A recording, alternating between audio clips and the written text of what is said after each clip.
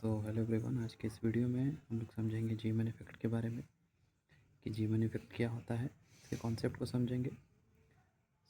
जीमन effect is the splitting of spectral lines of an atom when it is placed in a magnetic field. ठीक है, तो जीमन effect क्या होता है? Splitting होती है। किसकी स्प्लिटिंग होती है? आपकी स्पेक्ट्रल लाइंस की स्प्लिटिंग होती है। जब हम क्या करते हैं, किसी भी एटम को किसी मैग्नेटिक फील्ड में रख देते हैं,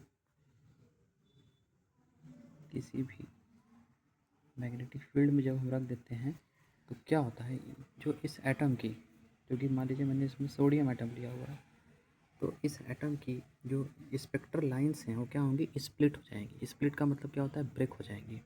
और ऐसा क्यों होता है? क्योंकि इसमें लिखा हुआ है, क्योंकि मैग्नेटिक फील्ड क्या करती है? इंटरैक्ट करती है। क्या करती है? इंटरैक्ट करती है।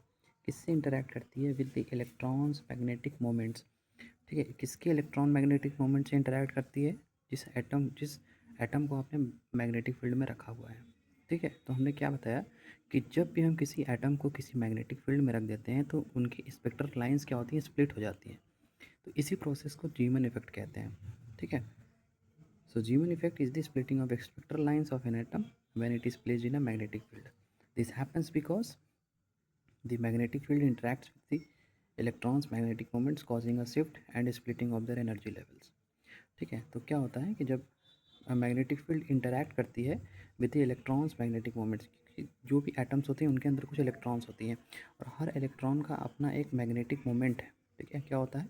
अपना एक मैग्नेटिक मोमेंट होता है, जिससे क्या होता है कि आपकी जो मैग्नेटिक फील्ड है वो इंटरैक्ट करती है, जिससे क्या होती है कि एनर्जी लेवल स्प्लिट हो जाती हैं। ठीक है, एनर्जी लेवल की स्प्लिटिंग की वजह से क्या होता है? स्पेक्ट्रल लाइंस की स्प्लिटिंग हो जाती है, जो कि जीमन इफेक्ट को शो करता है।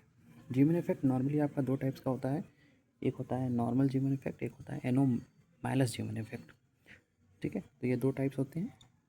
This is normal Zeeman effect and second one is anomalous Zeeman effect. So I hope Zeeman effect का कॉन्सेप्ट क्लियर हो गया होगा कि जब हम किसी भी एटम को किसी मैग्नेटिक फील्ड में रखते हैं तो उनकी स्पेक्ट्रल लाइंस क्या होती हैं? स्प्लिट हो जाती हैं।